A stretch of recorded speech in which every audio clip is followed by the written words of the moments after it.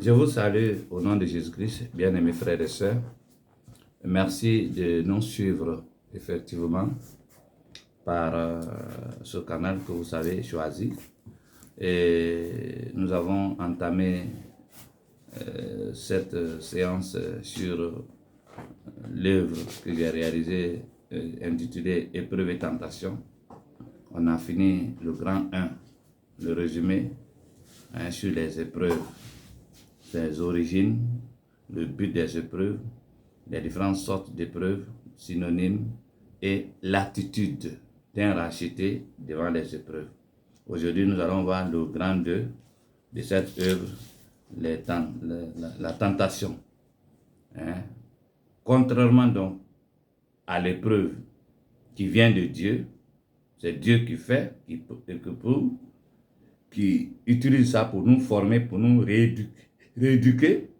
La tentation, quant à elle, est une œuvre venant du diable.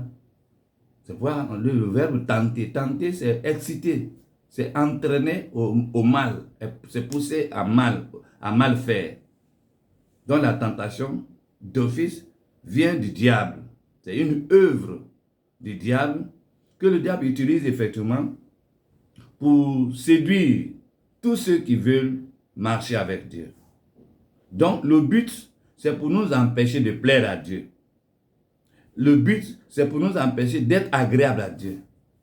Le but, c'est de nous empêcher, vous voyez, à avoir la bénédiction normale, la bénédiction réelle de Dieu. Donc, c'est une œuvre venant du diable. C'est pourquoi elle s'appelle la tentation, de tentateur. Vous voyez, du tentateur. Tenter, c'est l'œuvre du tentateur. Et le tentateur, c'est le diable. C'est lui qui, pour la première fois dans l'histoire de l'humanité, a tenté Ève dans le jardin d'Éden. Ça veut dire quoi? Ça veut dire que le diable entend, puisqu'il est un être vivant. Vous voyez, il est un être vivant, il est un esprit vivant. Il n'est pas mortel. Donc il vit, donc il voit, il entend, il connaît.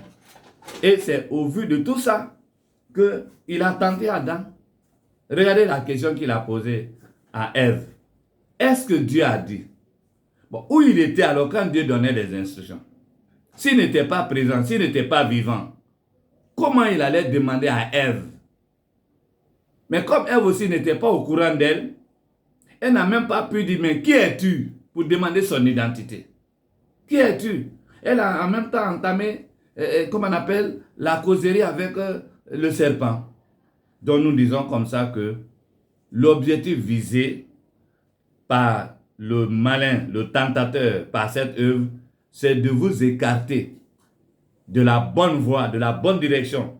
Vous voyez, la bonne direction, c'est croire que Dieu a donné son Fils unique, Jésus-Christ, afin que quiconque croit ne périsse point, mais qu'il ait la vie éternelle. Mais le but du diable, c'est de t'amener à ne pas croire, à ne pas reconnaître cette œuvre que Dieu a faite. Donc, nous disons comme ça, alors que la tentation vraiment est une œuvre entièrement venant du diable. Mais nous disons que Dieu ne tente pas l'homme. Non, Dieu ne tente pas, puisque l'homme est l'image de Dieu. Donc Dieu ne peut pas l'entraîner au mal. Dieu ne peut pas le pousser au mal.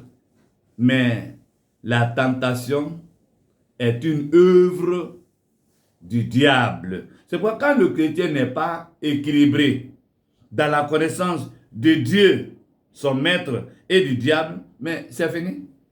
C'est fini. Et la plupart des chrétiens aujourd'hui, ils ne connaissent pas Dieu, ils ne connaissent pas le diable. Donc ils confondent tout, ils prennent tout, soit pour Dieu, soit pour le diable. Alors, je crois que pour cette première partie de ce grand 2, je vais devoir m'arrêter là, vous donner rendez-vous aussi pour qu'on voie alors comment,